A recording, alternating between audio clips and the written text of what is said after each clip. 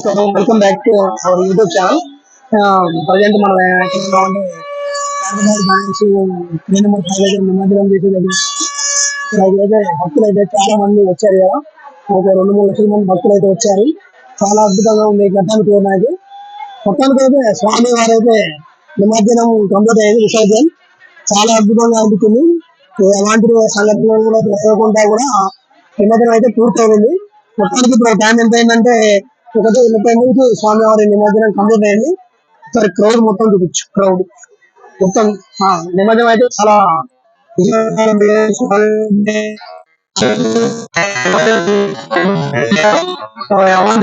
జరగకుండా మొత్తానికి నిమజ్జనం కంప్లీట్ చేశారు.